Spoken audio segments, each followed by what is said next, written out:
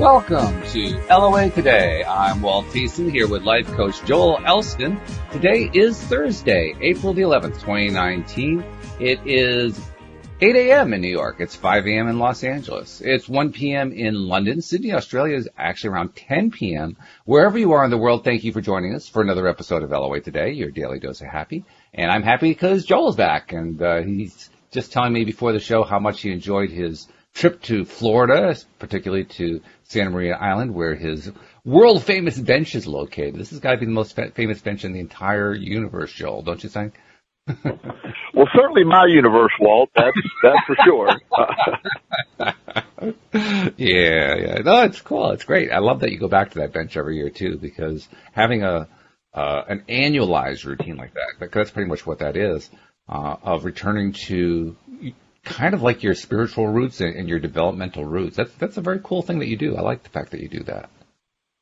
Yeah, I just feel rejuvenated every time I visit. It's nice to have a place you can go. And for the last, for those of our audience or those listening that doesn't know that, for the last 25 years, basically, I've sort of used that bench. And in the beginning, I didn't even realize it was happening. Then one day I realized, wow, this bench has been sort of a center point for a lot of changes and a lot of decisions. And so I always sort of try to get there 2 or 3 times a year and sit there and just, right now it's just mainly being grateful for all that's happened and see how we go forward with life. And I always have some type of discovery or epiphany and just really enjoy the whole thing. It's amazing. That's cool. I love that you do that. I think that's fabulous. And also we were talking before we got started here about the script that Alyx and I have been writing for The Grass is Greener, our new audio play that we're putting together. And we got the first draft done. Joel's going to be one of our reviewers, so that's why we're talking about it. And I have to tell you, Joel, you were mentioning before the show about how you really respect the skill sets of people who have skill sets that are different from your own, which I totally echo. I understand what you mean. And I now understand it to a greater degree, because I've done writing before. I mean, I haven't done quite as much writing as you have. You're in the middle of writing like 4 books or something like that. But I've written a couple books, and I know what kind of work goes into it. Let me tell you, it's that times 3 for script writing. It's unbelievable how hard script writing is. And I'm amazed at it.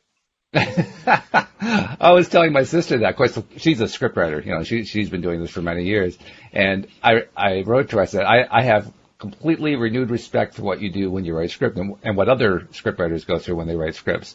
And she wrote back to me something along this line, and I'll rephrase it to make it a little bit more G-rated. She says, I mean this with the greatest respect. No blank, Sherlock. because it's tough. I mean, especially when you're writing for an audio play, because there's no visual. There is no visual to show, and they can't read what's on the page. The listener can't read what's on the page. The only thing they can hear is what they hear. So everything has to be presented through one sense. Boy, that is a challenge. Oh, wow! And that's something that whether it's your skill set, is writing like that, or I'm just fascinated how some things come easily to some people. And they're great at it. And that's sort of how the law of attraction, when you understand your skill set and you can live within your skill set and there's one of the big Facebook things going around now is the young lady who wrote the code that was able to get a picture of the first black hole.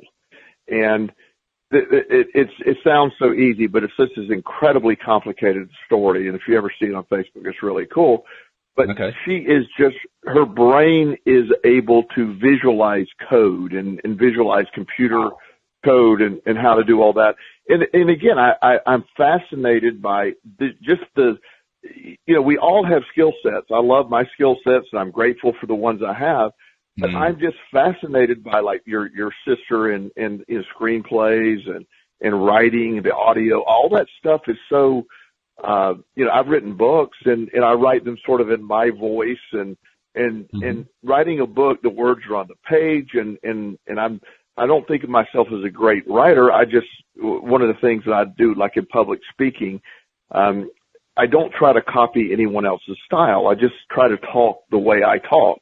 Right. And it works. It goes over well. I know a lot of people that try to do public speaking, they sort of, emulate or try to really basically copy someone else's style, and that never translates. And all the public speaking courses I've ever been in have been like, be you. Don't worry about the ums and the ahs and all that stuff as much. You don't want that to be a big all the time thing, but you also, the audience relates to a few hums and haws every now and then. It actually makes it more conversational when you're speaking. And so knowing that's my skill set, that's great, but also being fascinated at everyone else's skill set. And I encourage, one of the things I do in life coaching is trying to help people first identify their skill set, and then how can you translate it into what works? You know, when I first was starting out in life, and I went to work for my dad in an insurance agency, while I was really good at the sales portion, I can relate to people very well, and that's pretty obvious. But this is amazing that I was put into really the exact opposite of what I'm good at, and the results weren't good, and the results ended up being actually really, really negative. But it's something that I have to identify. It's something that I really am excited that we're able to identify our skill set, live within them, and the law of attraction can work in conjunction with your skill set when you allow it to happen. Oh, yeah, no doubt about it. In fact, you were mentioning a moment ago speakers who include the ums and errors and ahs and want to cut down on that. Probably the best thing they can do is stop paying attention to the ums and errors and ahs, and they'll cut down on it, because the ones who don't are the ones who build more of them into what they're talking about. It just undermines what their whole goal is. You know, that's law of attraction, right? You focus on stuff. Exactly. Exactly. And you know, we all have our own styles, so it's just, when I get up, now I need a beginning and I need an end, and there are some rules to it, but I did a couple of trainings, and one of the gentlemen, he trains people for TED Talks, and the biggest thing he can do is he tells people, speak in your voice, and well, that sounds obvious. What he means is speak in your style, speak in the way with your passion. You know, Tony Robbins is an excellent speaker. He's what I'm amazed. I love his message. He's very law of attraction oriented stuff. But not only is he able to do it, this man can do it for 9 hours straight on a stage. I find that amazing, and not lose any energy or message along the way. I love that in him. I love the fact that he has that much passion, that much ability. You know, he loses his voice almost every time he presents, and right. That's what he does. It just shows he puts everything out there every time he does it, so people value.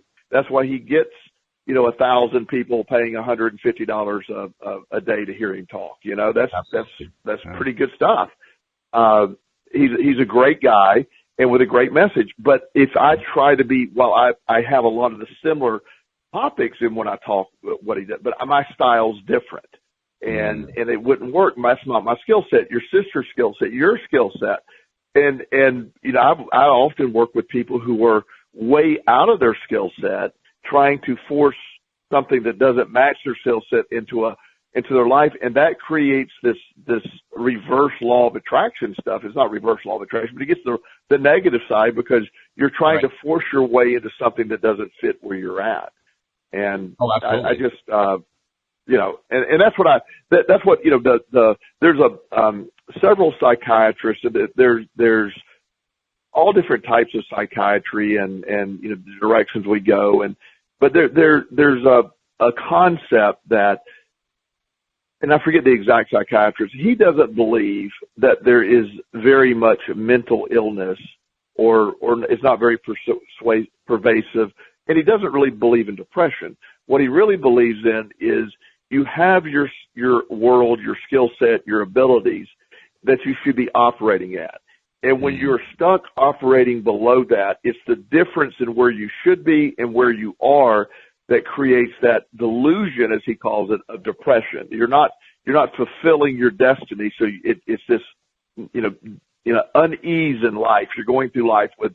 Now, I don't adhere to that entirely. There are some people with some severe mental illness, and depression can be a real thing for some people. But it's overdiagnosed because people aren't living a fulfilled life. And, that's really important to understand. Being fulfilled and doing and living your passion goes a long way in helping you fulfill the law of attraction, because you're coming from a place of abundance when you're feeling that way. Yes. Yeah, that's true. Interesting you should bring that up, too, about mental illness, because that was a topic Alyx King and I discussed on yesterday morning's show. She's dealt with and continues to deal with a number of issues. She's got, I guess, agoraphobia and anxiety. She was at one point diagnosed with bipolar and depression and a few other things in there, too. Yesterday's conversation was about how people who are diagnosed with or suffer from mental illness, how what they're dealing with affects other people in their family and their friends and so forth, and it was quite an interesting discussion from that perspective. But she also shared with me at one point in the conversation, first of all, the bipolar she'd been diagnosed with. She was diagnosed with it because her father was bipolar. So whoever was doing the diagnosing said, oh, well, if your father's got it, we can just assume you've got it. We'll start medicating you for that. And come to find out later on, she actually was not bipolar, which I kind of get the feeling happens a lot there. It seems like there's a whole bunch of emphasis on diagnosing quickly, giving meds, and just being the medication dispenser more than anything else. And I know you've talked about that too. I mean, there are certain psychiatrists who are all they're about is just diagnosing with meds, and then there's a smaller group that is much more dedicated to actually helping the human being to heal. That's right. A fairly common thing, isn't it? Yeah, it is. There's a branch of psychology that has sort of been left behind in the what I call the medical age or the pharmaceutical age, but it's called transpersonal psychology, and it is very much what I believe in, and it's a spiritual psychology. It's healing. When you talk, and by the way, my normal disclaimer: this is not medical advice. I'm not a doctor. Right. We're talking theory here, and so if you're being seen by a doctor, it's up to you to make sure you work with your doctor and don't take us as anything other than just a discussion here. But when you look at a lot of this, like bipolar, the general definition of bipolar is it's often just thought of, well, it's mood swings. It's being happy, being sad. It could be fast, rapid cycling bipolar, or longer periods going in and out of phases of mania and depression. Or there could be a lot of life stuff that happens. There could be, I've talked many times about, several of my clients that have, especially my foster care clients, that have been through incredibly difficult situations early in life and were diagnosed with, depression when, versus, well, sure, they were depressed, but are they clinically depressed or are they situationally depressed? I mean, You take a young person removing from his family, his mom dies while he's in foster care. He has nowhere to go. He's lost everything that means anything to him. And then you diagnose him as being depressed and he needs medication. Well, I'm baffled by that concept. And, it's something that you, as we move forward, we're able to look at. Yes, the depression, it serves the body, being sad, depressed, emotion. The idea that we're always supposed to be happy is not the point of the law of attraction. That's something that I think gets lost a lot. Always being able to respond from a positive perspective, but we're not expected to be robots and automatically be jumping up and down when somebody we love dies or anything, or, right, or dismiss that. It's not that. Somehow that gets interpreted as you're looking at the world unrealistically. I think law of attraction is the opposite. It's looking at the world extremely realistically. Stuff happens, and our response to it is how the universe is going to respond. That's very realistic. But it gets lost. I was sitting on the bench, and I'm going to do a little ADD switch on you here. Okay. Yeah. Thank you for the heads up. Say that. Yeah, because you're going to try to track how I got here, and there's no logical way that I got to this next spot. So I just let the audience know that.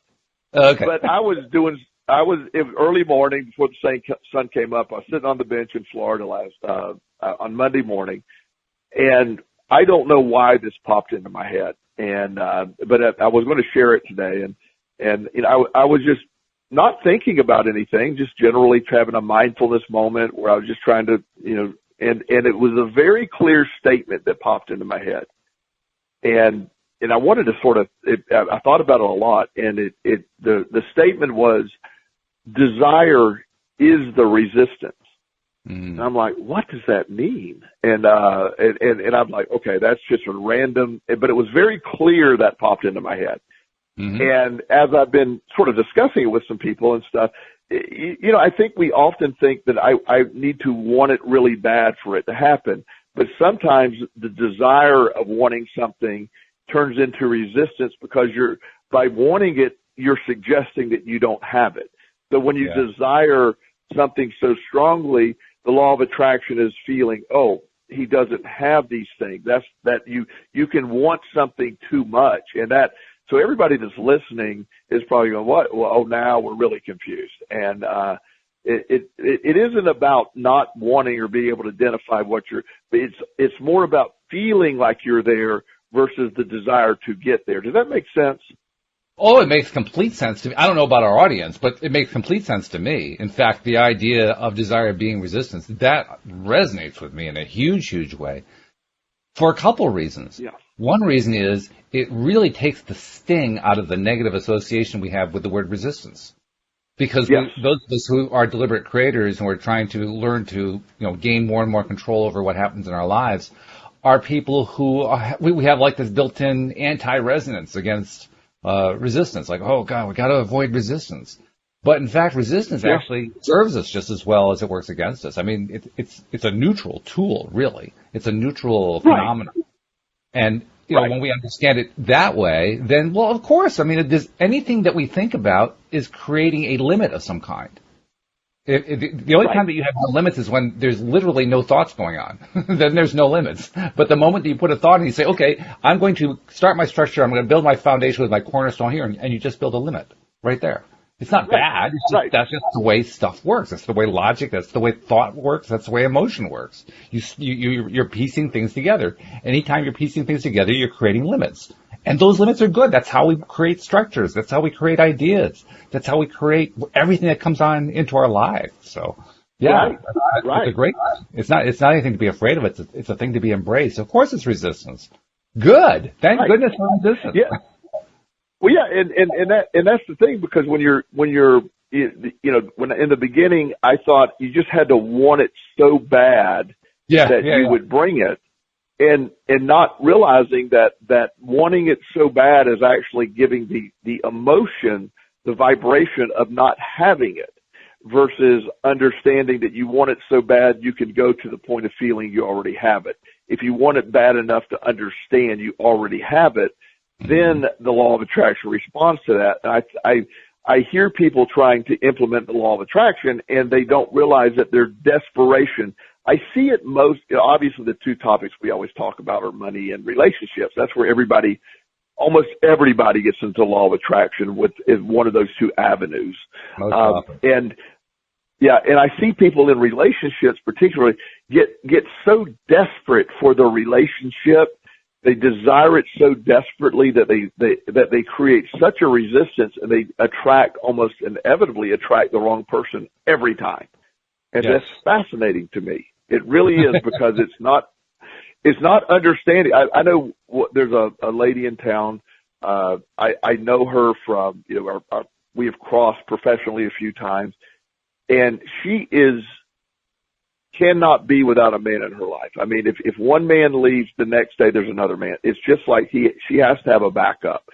And and she was asking me one day, she said, I don't understand why I keep finding the wrong guys.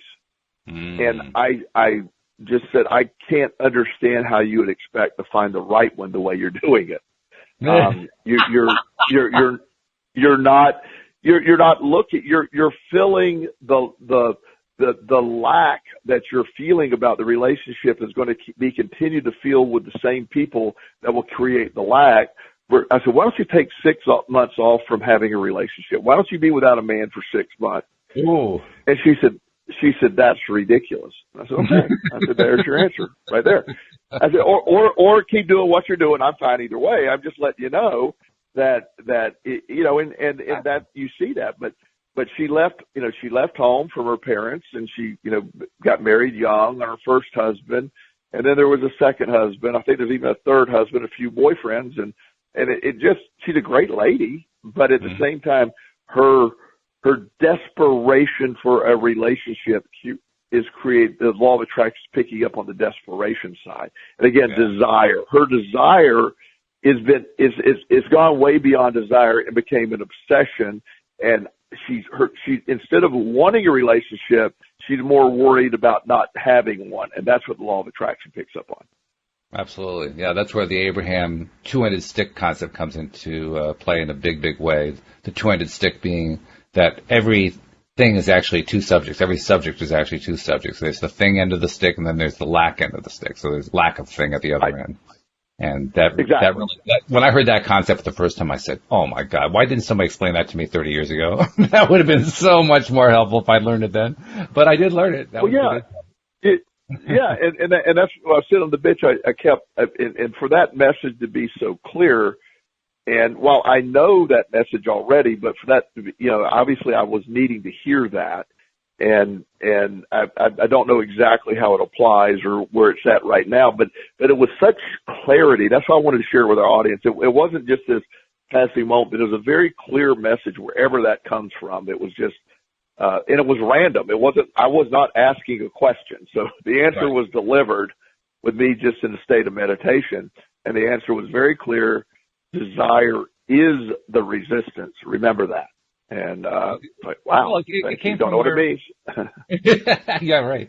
It came from what I call your inner Joel or my inner Walt. Yeah. It came from that inside part of us. That's where it comes from. Yeah. And those are the cool messages. When you can identify them and get them and realize that's one of those things that I wasn't actually thinking about. It just kind of came to me. Those are cool because those are the ones we want to pay attention to and follow. Well, and that's what my goal, there were many times we were talking about that bench. There's many times I was sitting on that bench I was in desperate states. I was trying to figure out many life problems over the years. When I'm at the bench now, there's none of that going on. I'm just there in a gratitude state. I'm looking for, I'm just looking for those things, that are pretty relevant. I'm whatever's there, I'm not looking for an answer that's scary or anything like that. I'm just looking for whatever. I'm not dealing with anything that's a problem now. And so I love this feeling of being able to just, instead of me asking for a certain message, you deliver the message that I need, and I don't even know that I need it. That's the beauty, the beauty part of it all. I could be more open to that. Yeah, that's nice. That's a good place to be in. Because when you're in that place, you're open to all kinds of cool stuff coming in. That's a good thing. Yeah. Something else that came out of my conversation with Alyx yesterday, we were talking, I think this is actually after the program, we were talking about some of the stuff that she deals with. She has a lot of stuff that she deals with. She has made tremendous progress since all this stuff first came on her. Because all this came on her in like her mid-20s. She'd had kind of pretty much a normal life up until then. And then all of a sudden, bam, she got hit with all this stuff. And it really, disrupted her life. But she's made a lot of progress in regaining her life back. And that's really great. But one thing that she was talking about is how she will, how a human being will start playing out that negative spiral. And they'll get a thought going about, how, I don't know, a relative will die, not that the relative is dead. It's just that if you have the series of events, it'll lead to somebody dying or it'll lead to some dread event of some kind. And she has this tendency, like so many people have, to just take scenario X, whatever X is, and bring it down to its worst possible result and just kind of stay there. And my comment to her was, well, do you ever try to take it out beyond that? Do you ever try to treat that as a springboard to, something good coming out of it? And she said, no, I never really do that. I said, well, yeah, I talk to Joel sometimes. So I think she may actually give you a call at some point. But just from a general perspective, can you just talk about that for a minute? Because first of all, it is very easy to get into that pattern of just slipping into, worst case scenario, and just getting stuck there. But it's also very cool Right. to have a worst case scenario happen, and then you jump out of it, and it becomes this big springboard to something great. Talk about that for a second. Well, the first of all, the tendency to use, the term that I often get real positive feedback, the tendency of us humans to awfulize every scenario is a protective technique. It's perceived as a protective technique. It's not really, but it's perceived as that. Let me assume the absolute worst so I can prepare for it. And then I'll go on. And then I'll just live there and I'll be prepared for whatever happens. Well, there's obvious. I don't need to get into how that can negatively affect the law of attraction. Yeah. Let's prepare for the worst and then invite it in. But there is a way to say, go to the point of let's prepare. Let's look for if we do have that tendency, let's look at the worst case scenario and then say, how do I build from that? What if that really does happen? And I'll give an example for me.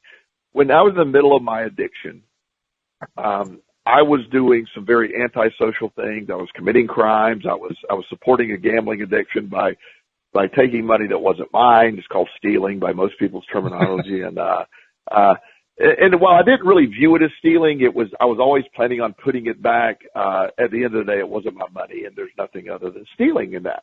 So I did that, and then my big fear was going to jail. My ultimate fear. There was just nothing worse that could happen than have a felony conviction and go to jail. My life would be over. There's no point. I would plan on killing myself. I had all this narrative in my head of what was happening. And there was no scenario of me going to jail that would be good. That was the worst case scenario. And I feared it every day. I kept waiting to, after a period of time, the company I was working for, I was managing several different group homes, and I had a accounting sheet that I had to turn in that I wasn't even able to balance it. And I knew I was caught, and I just kept waiting and waiting. Finally, I had to turn it in, and I decided to say, I'm tired of living this way. I told my manager everything that had happened. I've been stealing. I gave her all the proof. And she was baffled. She couldn't believe it was happening. And I just gave it all up. And I said, I know you got to press charges, and I'm prepared to deal with that. Well, I wasn't prepared. I just didn't know how I was going to handle it. It was a worst case scenario. And a few months passed before they were able to get everything done. And I was working at a different place, and the police randomly showed up and they arrested me. And there was a moment of like, everything's done. There's nothing after this. I'm not ever going to be able to make a living again. I have a felony. I will get a felony conviction off of this. I won't be able to work in any of the fields that I've ever, or get licensed in anything ever again. What a sad state of affairs. I don't know what I'm going to do. And so I went to jail, and that morning, it was October 11th of 1995. You don't ever forget that day. I'm sure. But I share this in my book, and I share it when I do talks. But the most bizarre thing that had ever happened that I couldn't imagine happened. They put me in the jail cell. They shut after the body cavity search, by the way, which wasn't pleasant. The next step was they put you in your cell, and I got shut in this room alone, and I had the most unexpected emotion you could ever imagine. I was like, oh, thank God, this is over. I went, my most awfulized moment, the worst moment, I feared it for years, that there's a chain of events leading to this horrible moment of me going to jail in handcuffs and everything being lost, and my emotion was the exact opposite of what I feared. Wow. I had been to places that were far worse than jail. My fear of jail was far more debilitating than jail was itself.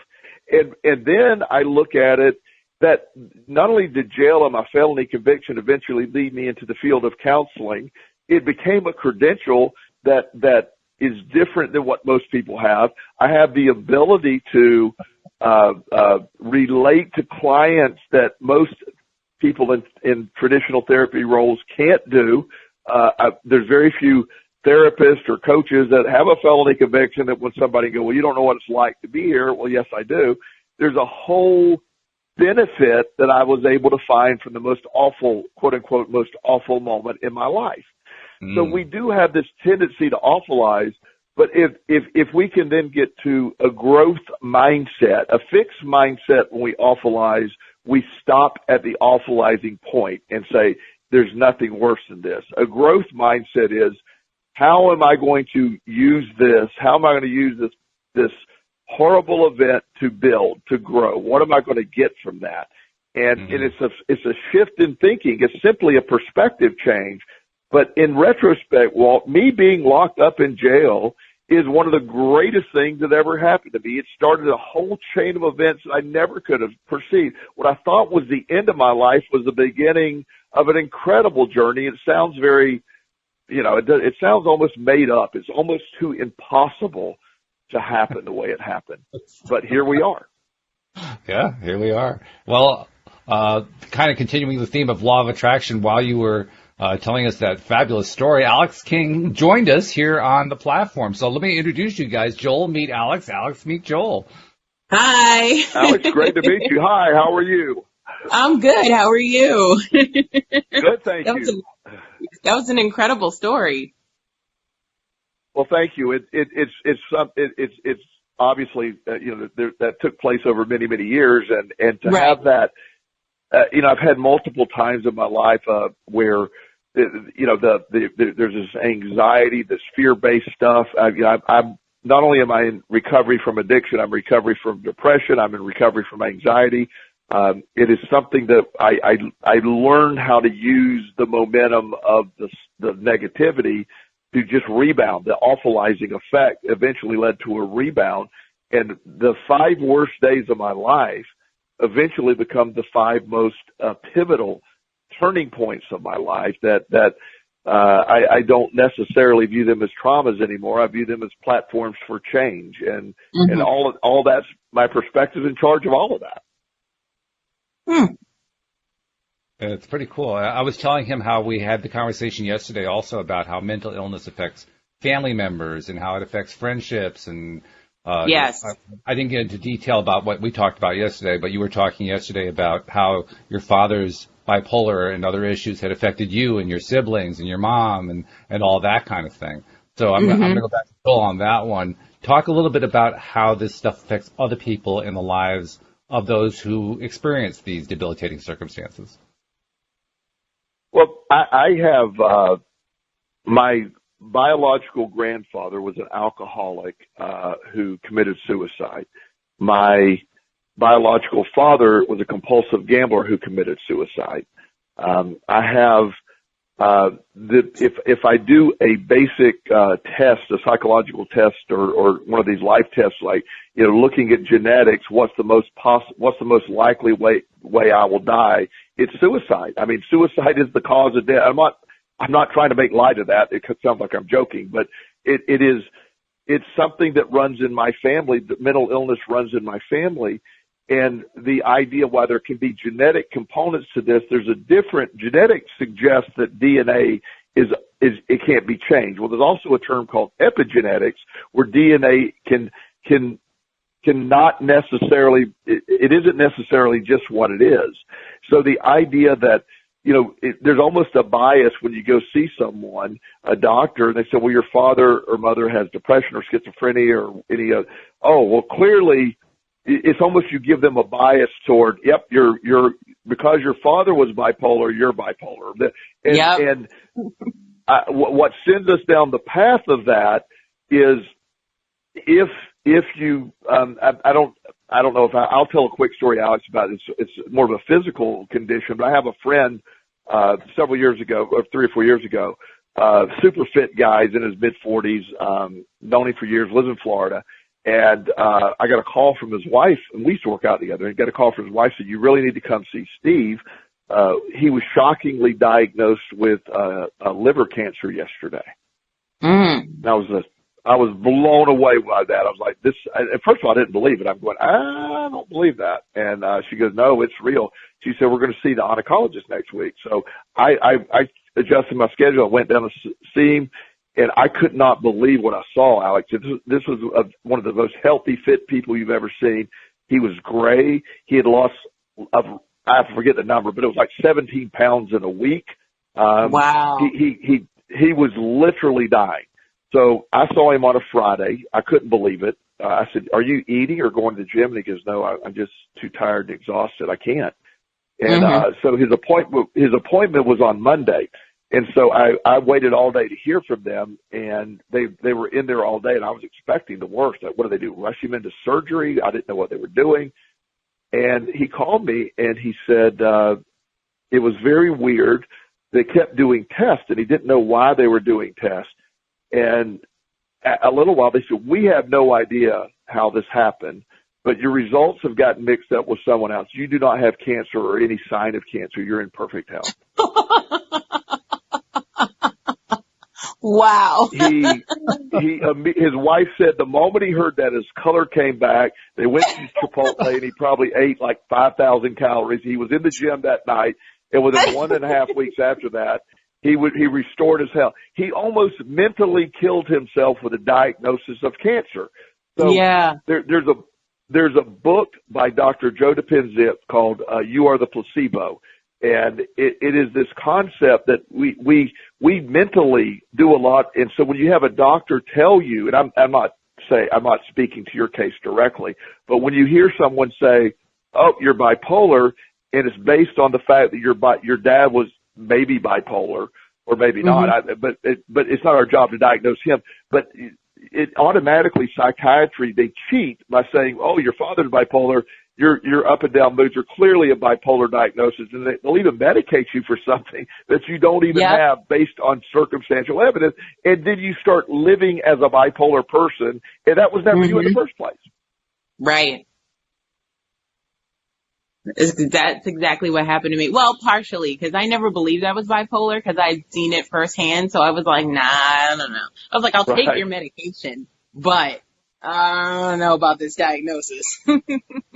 Well, and I'm glad, and again, we always do our disclaimers, and, you obviously need to listen to your doctor, but when I used to run group homes, I had these kids in the group home, and there was 3 doctors that we used, and this is how bizarre the system is.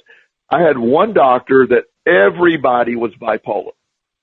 No matter who went to see him, and then another one believed that everybody was depressed, and another one believed that everybody was schizophrenic. And so what we did was, this is true, we had the staff observe the kids for a couple weeks before they had their appointment, and we would make an appointment with a doctor that best fit which diagnosis we thought it was real. and he was they were almost always universally diagnosing the same thing. When I was 13 or 14, and I went into high school or whatever however old that would be, 15 maybe, and I have a really high IQ and I always did well in school, but I wasn't able to do homework, or I wasn't able to do a lot of concepts. I had really bad ADD. Well, back in the day, they didn't diagnose that. But the big diagnosis back in my childhood was dyslexia. So I was diagnosed by a psychologist as having dyslexia. Well, so when I read the diagnostic criteria she provided for me, I'm going, even at 15, I go, nope, that's not me. I don't mix up my letter. Well, by definition, you don't realize you're doing it. I'm going, no, I'm pretty sure I know I'm. And I said, I just can't concentrate. She goes, no, you can't concentrate because you're mixing up your words. And finally, my mom said, quit arguing with the professional. You got dyslexia. So I'm like, don't have dyslexia. Guys. No, I didn't know what I had, but it wasn't any damn dyslexia. It was fact. I mean, it wasn't going to be dyslexia.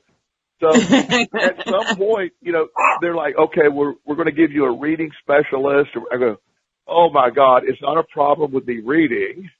It's the fact I cannot sit there and, understand it.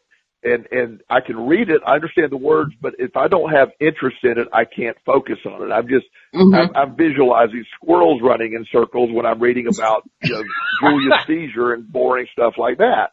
And so, as time went on, I realized I got into, but I started accepting this diagnosis of dyslexia. Not that, more than the diagnosis of dyslexia, I just said, well, because part of that, they said, well, he's dyslexic and he's intellectually lazy.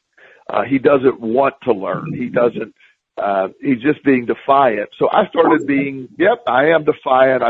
And so I went from all A's in middle school or all A's and B's and to C's and D's and not really participating in high school. I went through a situational depression. I started just to not believe in myself because I was told all of these things. And the only reason I tell this long story is this is an example of how misdiagnosis or how we can get into these, the sort of the diagnosis of the day. It's like every 5-year-old by definition, especially 5-year-old boys, by definition are ADHD. That's 5-year-old boys. That diagnosis is 5-year-old boy. You should not be putting Ritalin in 5-year-old boys because they're not meant to sit still. That's their little brains computing and programming. They need to go touch it. They need to talk about it. They need to break it. They need to look at it. And that's how they learn. But not understanding that and saying, well, he can't focus. Well, those are the diagnoses that we get out there. So the problem with diagnosis is we then start to hear that my friend diagnosed with cancer could have died, not from cancer, but the diagnosis of cancer. And that is bizarre to me. That's crazy. Yeah, it really is. So, yeah. And so we've talked a lot about that kind of stuff, but being able to pivot from, there's a growth mindset and there's a fixed mindset. And the growth mindset is always about no matter what happens, I'm going to pivot from it and I'm going to grow or I'm going to learn versus this happened to me and I'm sort of a victim of it. Angelina Jolie had both of her breasts removed because she had genetics that said she possibly could get breast cancer. And I'm not she made a decision based on what was right for her. Well, right. The idea, there's these genetic tests you can do, and the genetic test will tell you what you have a propensity to, a disease. Oh, you have a propensity for this cancer or this disease. Well, I don't want that in my wheelhouse. I don't want to put that into the law of attraction field of that. It's just not even something I want to entertain. I don't want that test done. I don't want to know about that stuff because I'm in perfect health. I'm on no medications. All the stuff that I'm not going to accept any of that stuff. So I don't want to put, as my friend put that, dying mode. He was dying. He had liver cancer. Nobody hardly ever survived liver cancer. And so he started to believe that, and his body reacted as if he had cancer. And you also see the other side of it where, no, I don't have that. I'm not going to accept that. And the law of attraction will respond. Your body will respond to your reality. And so it could be debilitating to have the wrong diagnosis and also what our brain does with that diagnosis. Prostate cancer for men is a big thing. And they do a test called a PSA test. They measure this enzyme in your body. Well, there's a medical push to do away with that test entirely because it's inaccurate. Men, as they age, they have that PSA naturally raises. So what happens is they're finding out, your PSA is high, so you may have prostate cancer. Well, there's two factors here. A lot of prostate cancers grow slowly over 3 decades. I mean, you don't need to address every one of them. Some of them are super slow growing and they will not kill you. And the other is the invasive act of having to do the biopsy and potentially remove the prostate, which has a lot of other issues. So there's a big push that it isn't really changing anything by knowing that. It's you're over-diagnosing and you're over-treating because of this. And they're giving a lot more credibility to the fact that the mental damage done by suggesting somebody PSA is high is worse than the few cancers it does sort of weed out. And that's the medical field's looking at that kind of stuff. There's more value to that now. And it's really important we look at that and what you believe is your reality. And when you put something into your belief system, that becomes your reality. And if I'm a loser, I'm a loser. When I was a loser, I was a loser. When I was lazy, I was lazy. And these are things people told me that I bought into reality. Mm-hmm.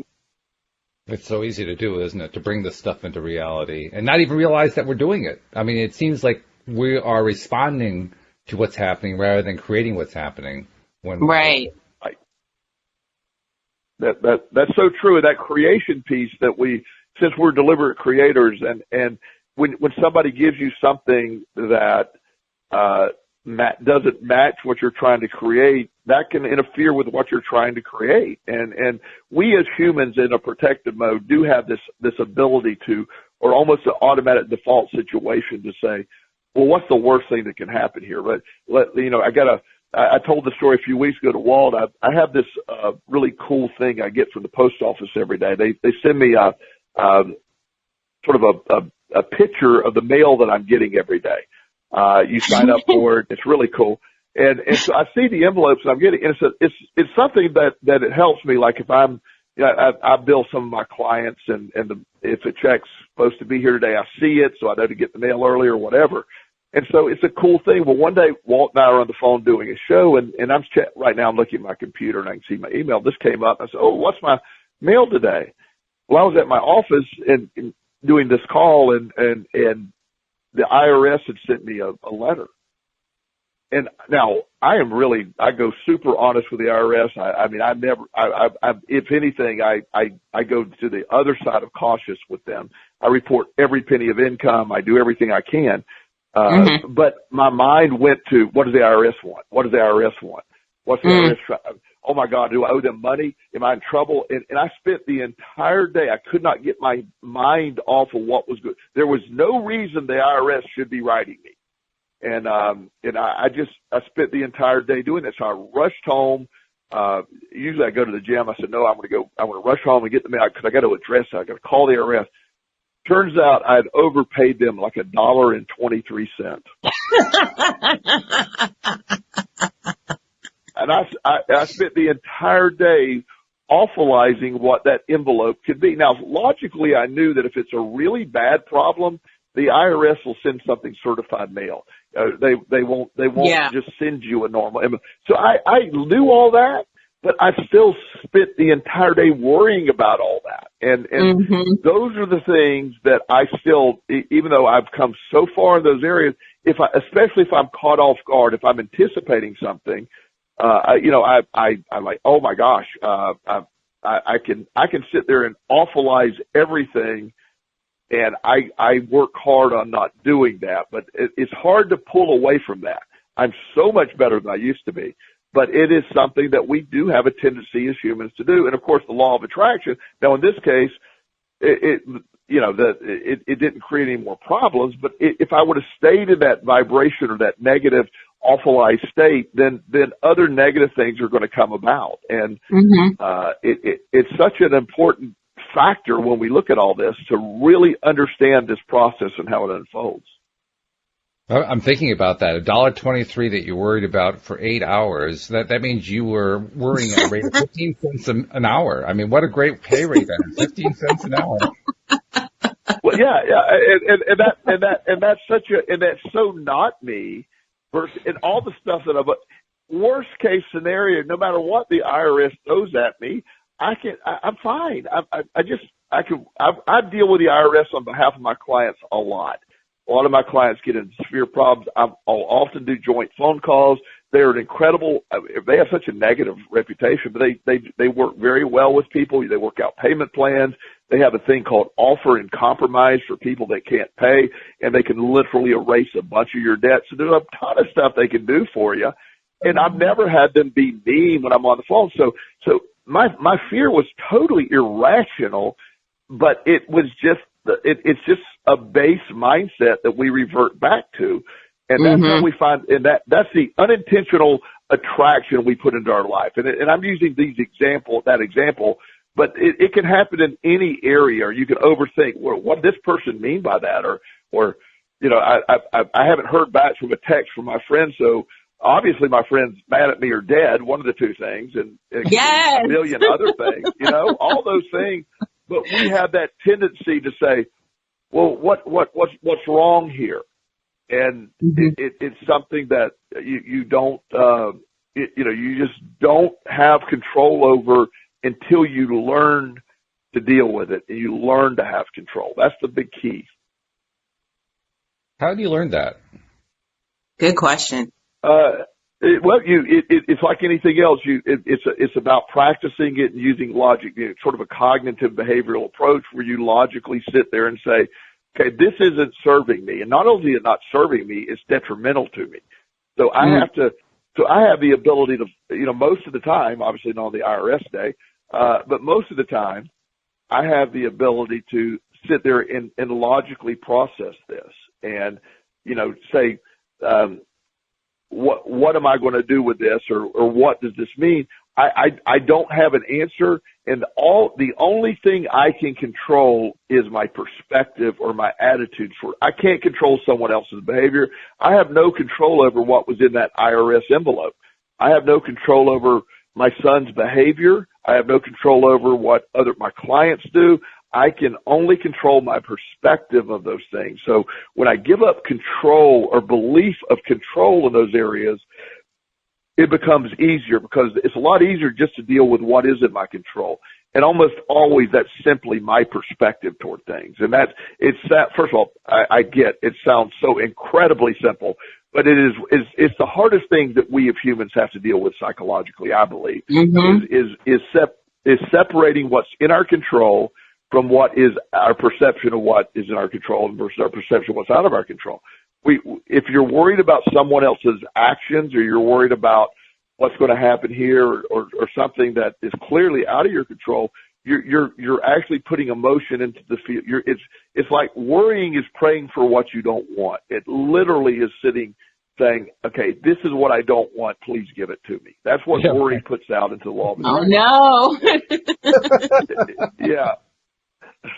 So that's why, when I work with, one of the things I always see is I work with families of all different origins, and Napoleon Hill, I'm going to say it's Napoleon Hill, but it may be somebody else, but Napoleon Hill had a statement in one of his books or one of his talks. He said, if you took all the money in the United States and divided equally among all the people, and let's say everybody ended up with $2 billion apiece, in 5 years, the people who were wealthy before you divided it up will be wealthy again, and the people who were poor will be poor again. Not because of anything other than their belief system. Families get stuck in poverty. Families get stuck in, patterns that get handed down because a lot of it is just what we believe. And it's not true beliefs. It's just beliefs that just sort of dictate our lives, and most of it is out of our control, but not understanding our most powerful asset is our perspective. I'm in charge of that. If I get to choose today, I get to decide, am I happy today? No one else gets to decide that for me.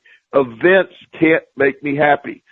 That's a big something that, other things can't. Now, that doesn't mean there can't be great things that happen in life, but if my happiness is dependent on another human or another event, I'm not truly happy. Mm-hmm. Yeah, that's pretty big stuff. We've talked about, Walt and I've talked about that a lot. And that's where most people get with the law of attraction messed up is they're wanting it. I want it so bad. Desire is, I want it so desperately that I'm actually signaling that I don't have it, and I'm really signaling a lack versus living like I'm there. Early in my addiction recovery, I actually had somebody, they weren't a law of attraction person, but what they said made a lot of sense at the time, and it worked. And I now see the law of attraction. They said, why don't you act as if you're a normal, responsible human being? And I'm like, okay, well, that's an idea. Cause I was anything but in the middle of my addiction. Well, and I started to act like I wasn't. Sure enough, in the first 6 months of my addiction recovery, this is true. I didn't believe, I thought I was faking it. I really did. I said, well, I don't believe any of this crap, but I know I can't, I'm facing jail for the stuff I've done. I have to fake this. I have to, so I didn't gamble. I changed a lot of my patterns. I worked I worked several jobs. I built my way up. Well, 6 months into it, I'm going, yeah, I'm just faking it. They go, well, yeah, I'm faking it, but I haven't gambled in 6 months, and my life's getting better. And I'm like, wow. So it didn't matter if I was acting as if, and that advice was amazing. And so act as if, I don't have control over what other people do, which is the truth, but letting go of that. I can't spend an ounce of energy worrying about someone else's behavior or their response. I'm going to have to respond if the behavior affects me, but I'm not in control of their behavior, or fear that this is going to happen this way, or that anxiety is an epidemic in today's world because we have access to we see what everybody else is doing. We're not fulfilled. I've had several other life coaches that have called me and go, well, how, in secret, that, and saying, look, I'm struggling. I don't know how to make a living at this. How are you successful at it? What do you got to do? And they're living in lack of abundance, and they don't understand. They're preaching abundance, but yet they're fear based, and that doesn't work. I mean, because the law of attraction responds to the real emotion, not to the actual thought. The thoughts are irrelevant. The emotion is what law of attraction responds to. Mm. What is it that you think is the difference between the person who is dealing with a difficult circumstance and bounces out of it? It becomes a springboard. Like when you told the story about how you got thrown in prison and all of a sudden you had a completely different reaction from what you expected, versus somebody who ends up in a similar kind of circumstance and they end up staying there. Why is it that in one case one person springboards out and the other person just kind of stays there? Well, the difference, I mentioned the term growth mindset and a fixed mindset. One has a fixed mindset where you accept the awfulized version of what just happened. And there's a growth mindset that says, this is going to propel me to great things. I'm going to use this as a springboard. The resilience factor versus a fixed mindset. The resilience factor exists in a growth mindset. There's a big push in trauma. One of the things that the example we've used before, and I'll tell this quickly, World War II, our country was attacked. Our men and women responded in an incredible way.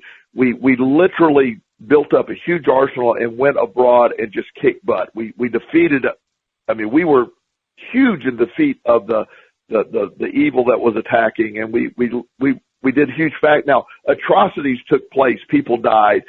Young men standing by their best friends saw their heads. But the perspective of it, we had no choice but to go to war. Fast forward several years, Vietnam happens. That was a war that most people thought we shouldn't be there. When the people came back, the people that fought the war, we were really a proxy war for somebody else. And, a lot of people were spit on. They were treated with great disrespect. Mm-hmm. And a lot of Vietnam people had developed post-traumatic stress syndrome from all the atrocities they've seen in war. Mm-hmm. The same atrocities in World War II existed, but the perception of why we were there was different. One was perceived as a waste of time and we were really killing babies, versus the other was we were saving our country. The same war, the same type of events took place, a perspective of why we did it. When we look at it, there's a growth mindset of, I am resilient and this has happened for a reason. The 5 worst things to me, 5 of the 6 worst things that ever happened in my life turned out to be incredible growth mindsets for me and moved me forward. I made a decision to make jail a growth mindset. I made a decision to make a felony conviction a credential. I did that decision. We're in charge of that. Unfortunately, there's a narrative out there that sort of leads us to believe we're not in charge of those things. You're a victim of. The victimhood is what kills us. Yeah. Boy, that's really true. We always like to end on a positive note, and we got a minute left, so I'm going to ask you to answer this in 30 seconds if you can. What's the way out of that? What's the way out of that? Because you just painted a terrific mess. How do we get out? Again, your perspective. You're in charge of that. You get to decide how something affects you. The stuff that's in your control, go control it. The stuff that's not in your control, let go of it and live that. we weren't sent here, the old saying, the old statement, a ship is safest in a harbor, but that's not what ships are made for. We weren't sent here to not be battered. Life is going to kick our butts, and those butt kickings propel us where we need to go. I'm grateful for all that has happened to me, good, bad, and ugly, because it made me the man I am today. I'm a better person because of what happened in my life and how I responded to it. So it's just, you have control of that. It's sort of like Dorothy. All she had to do was click her heels together and be home. You're in charge of it. It's that simple. Your perspective dictates these outcomes. And when you learn you have control of your perspective, you have the ultimate superpower. Perspective is the ultimate superpower. Well, this has been quite the discussion, and thank you for sharing those. I love the stories that you were telling there. I mean, some of them I've heard before. Me too. They were really, really good. So thank you. And Alyx, thanks for jumping in. That was great to see you when you came onto the platform there. No problem. It was a wonderful thing. Thank you, Alyx. Good to talk to you. Nice to meet you. All righty. Nice to meet you too, Joel. And thank you to our live stream listeners. Thank you to our podcast listeners as well. And we'll see you all next time here on LOA Today. Goodbye, everybody.